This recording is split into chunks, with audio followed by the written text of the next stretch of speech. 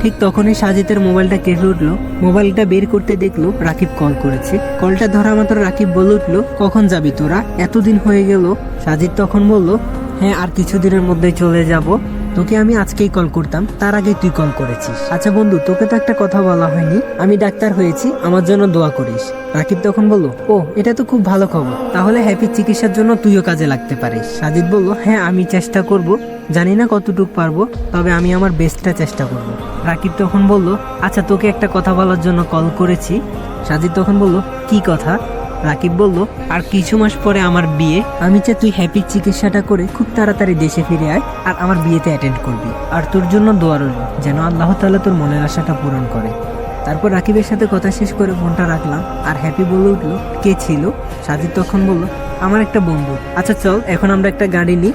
তারপর একটা গাড়ি ঠিক করে চলে গেলাম একটা ফুচকার দোকানে, কারণ এর আগের বার আমি দেখেছি হ্যাপি ফুচকা অনেক পছন্দ করে, তাই এইবার ও বলার আগে আমি ওকে নিয়ে গেলাম। ফুচকার দোকানে গিয়ে বললাম, মামা আমাদেরকে 3 প্লেট ফুচকা দিন। এদিকে মেঘলা এগুলো দেখে খুব জ্বলছে আর মনে মনে সে হ্যাপিকে দেখতে পাচ্ছে না, তার কারণ হচ্ছে সাজিদের সাথে মেলামেশা সে দেখতে পারছে না।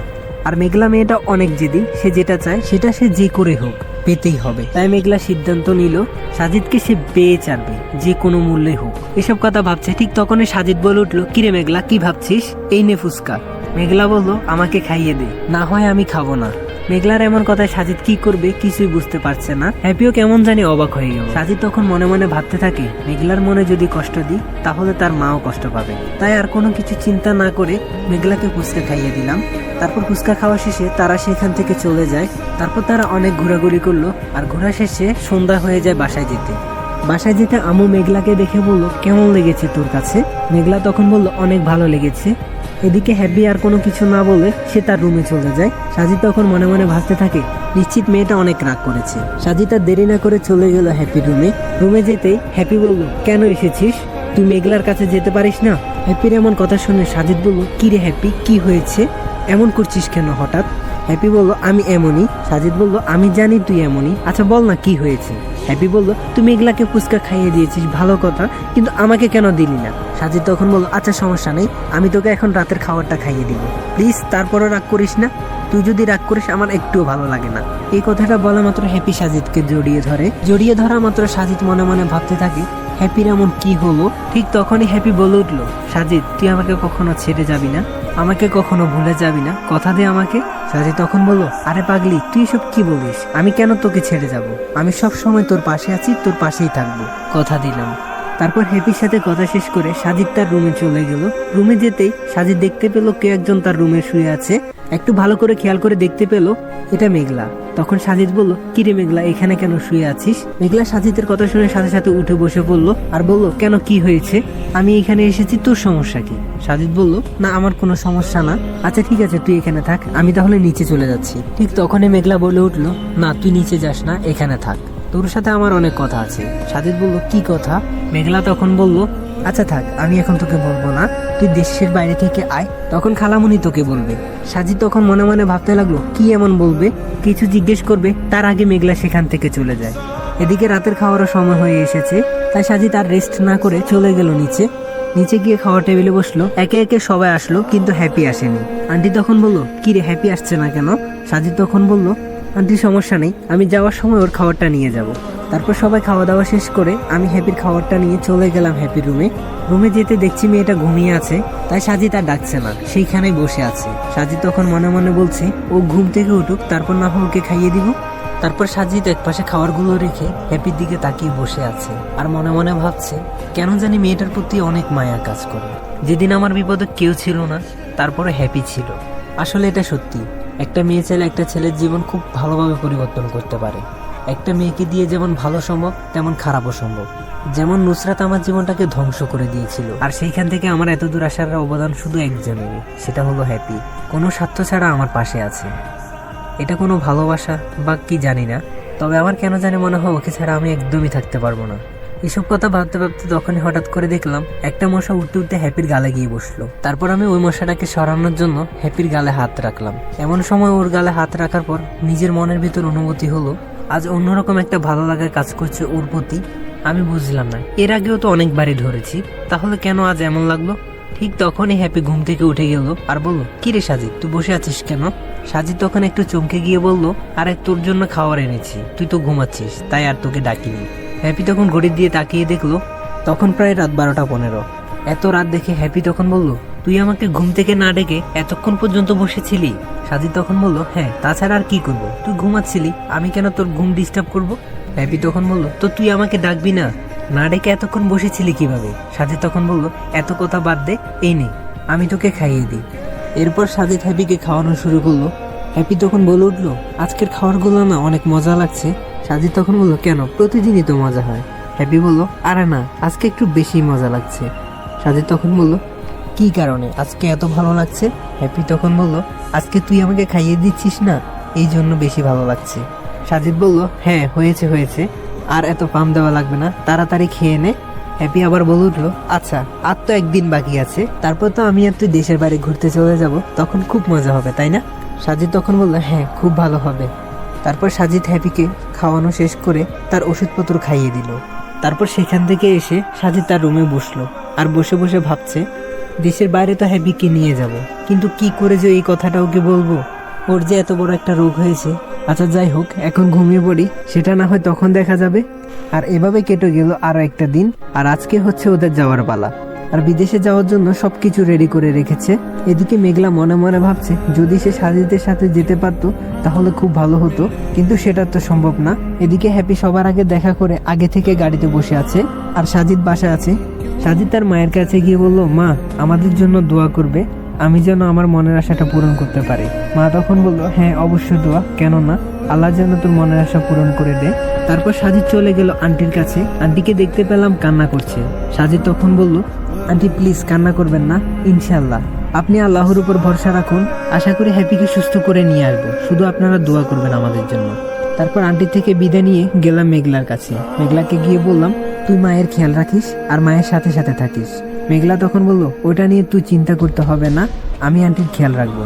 আর হ্যাঁ, একটা কথা। সাজিদ বলল, কি কথা?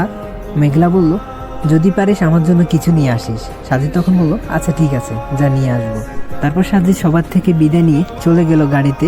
গাড়িতে ওঠার আগে রাকিবের মামার কাছে কল দিল আর বলল, মামা, আমরা মাত্র বাড়ি থেকে রওনা দিয়েছি, আশা করি ইনশাল্লাহ কালকে সকালের মধ্যে চলে আসবো। মামা বলল, আচ্ছা ঠিক আছে, সমস্যা নেই, সাবধানে এসো, আর যদি কোনো সমস্যা হয় আমাকে বলবে, আর এখানে এসেই আমাকে কল করবে, আমি তোমাদের জন্য সবকিছু ব্যবস্থা করে রেখেছি, কোনো চিন্তা করতে হবে না। তারপর মামার সাথে কথা শেষ করে উঠে গেলাম গাড়িতে। গাড়িতে উঠে দেখি হ্যাপি অনেক খুশি, আর ওর খুশি দেখতে আমার অনেক ভালো লাগে। সে ভাবছে আমরা ঘুরতে যাচ্ছি, আসলে কেন যাচ্ছি সেটা তো আমি জানি।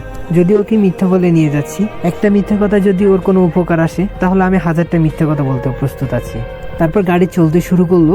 আমি মনে মনে ভাবতে লাগলাম, আসলে রাকিবের মামা অনেক ভালো, আমাদের জন্য কত কিছুই না করছে। যাক, আল্লাহ তাআলা একটা না একটা ব্যবস্থা করে দেয়, যদি আল্লাহর উপর আমরা সব ক্ষেত্রে ভরসা রাখতে পারি। আচ্ছা, সবাইকে একটা কথা, আপনারা গল্পটাকে গল্প হিসাবে নেবেন, বাস্তবে নেওয়ার কোনো দরকার নেই। তবে হ্যাঁ, আপনাদেরকে একটা কথা বলি, আমি এই গল্পের মাঝেও আমি অনেক বাস্তবিক কিছু জিনিস নিয়েছি, যেগুলো হয়তো আমার সাথে ঘটেছে বা অন্য কারোর সাথে ঘটেছে, এমন অনেক কিছুই আমি তুলে ধরেছি। তবে তারপরে বলতে চাই, আপনারা গল্পটাকে বিনোদন হিসেবে নেবেন। আর আমি এই ধরনের আরেকটা গল্প লিখেছি, ওইটাও খুব তাড়াতাড়ি আসবে। এই গল্পগুলো শেষ করি, তারপর না হয়ে আসবে। আর হ্যাঁ, সবার উদ্দেশ্যে একটা কথা, এই গল্পের কিন্তু সিজন 2 আছে, ওইটা কিন্তু আরো ধামাকা হবে। তো চলুন আবার গল্পে ফিরে যাই।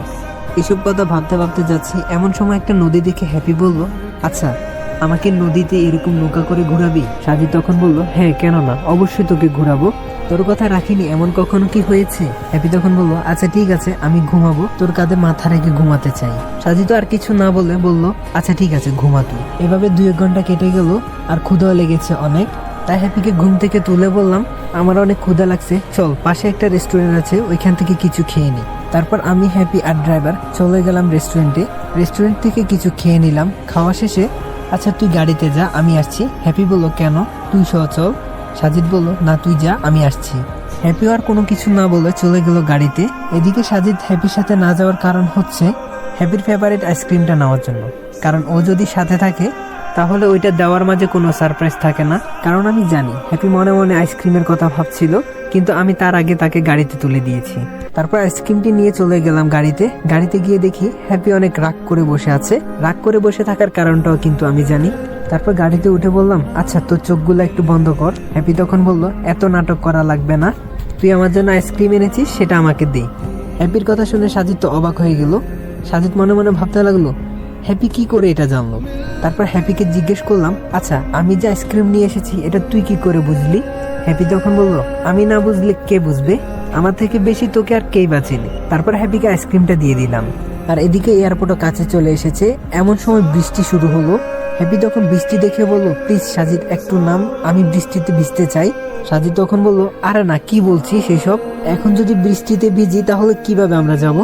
হ্যাপি তখন ছোট্ট একটা মেয়ের মতো কান্না শুরু করে দিল। আসলে ওর এমন কাণ্ড দেখলে মাঝে মধ্যে হাসি চলে আসে। হ্যাপিকে অনেক করে বোঝালাম, অবশেষে হ্যাপি মেনে নিল। এদিকে সময় যত যাচ্ছে আমরা এয়ারপোর্টের কাছাকাছি চলে আসলাম। এয়ারপোর্টে নামা মাত্রই দেখি বৃষ্টি নেই। বৃষ্টি নেই ভালো হয়েছে, যদি বৃষ্টি থাকতো তাহলে হ্যাপি ভিজেই ছাড়তো। তারপর হ্যাপিও গাড়ি থেকে নামলো। তারপর গাড়ি থেকে জিনিসপত্র নিয়ে চলে গেলাম ইমিগ্রেশন ক্রস করতে। আমাদের সবকিছুই ঠিকঠাক, কোনো সমস্যা হয়নি। তাই ব্যাগগুলো জমা দিয়ে চলে গেলাম প্লেনে। প্লেনে উঠে দেখি আমাদের সিটটা পড়েছে একদম জানলার পাশে। মনে মনে চেয়েছিলামও এটা। দেরি না করে আমরা সিটে বসে পড়লাম। এদিকে হ্যাপির মা আর সাজিদের মা কথা বলছে। আমার মা তখন হ্যাপির মাকে বলল, সাজিদ আর হ্যাপি যদি দেশের বাইরে থেকে আসে, তারপর যদি সাজিদের বিয়েটা করানো যেত তাহলে ভালোই হতো। হ্যাপির আম্মু বলল, হ্যাঁ ঠিক বলেছেন, সাজিদের তো বিয়ের বয়স হয়েছে, তাই আপনার যেটা ভালো মনে হবে সেটাই করেন। তখন আমার আম্মু বলল, আর আমরা আপনাকে অনেক কষ্ট দিয়ে দিচ্ছি, কিছু মনে করবেন না। হ্যাপির আম্মু বলল, না না, কি বলছেন এইসব, আপনারা এখানে এসেছেন আমার জন্য অনেক ভালো হয়েছে, একা একা থাকতে তো আর ভালো লাগে না। আর আপনাদের কাছে একটা অনুরোধ রইল, আপনারা এখানে সব সময় থাকবেন, আমার কোনো আপত্তি নেই। তখন সাজিদের আম্মু বলল, আচ্ছা ওসব কথা না হয়ে থাক, আমি ভাবছি অনেক তো রাত হয়েছে, ওরা কি প্লেনে উঠেছে কিনা। হ্যাপির মা বলল, আসলেই আমিও তো সেটাই ভাবছি, আল্লাহ যেন ওদেরকে সঠিকভাবে সঠিক গন্তব্যে পৌঁছে দেয়। এদিকে হ্যাপি তো অনেক মহা খুশি। সে সাজিদকে বলতে লাগলো, তো গাইজ ভিডিওটি কেমন লাগলো অবশ্যই কমেন্ট করে জানাবেন। আর যদি ভালো লাগে তাহলে এখনই like, comment, share and subscribe করে দিবেন। আর হ্যাঁ, আমি এই গল্পটার আর কয়েকটা পার্ট দিয়ে এই গল্পটা শেষ করে দিব। তারপর হচ্ছে সিজন 2 এর পালা। আর আপনারা কি সিজন 2 চান? যদি চান তাহলে কমেন্টে জানাবেন। তো সবাই যদি সিজন 2 চান তাহলে বেশি বেশি করে কমেন্ট করে জানাবেন। তো সবাই ভালো থাকবেন, সুস্থ থাকবেন, খোদা হাফেজ, আর আমার জন্য দোয়া করবেন।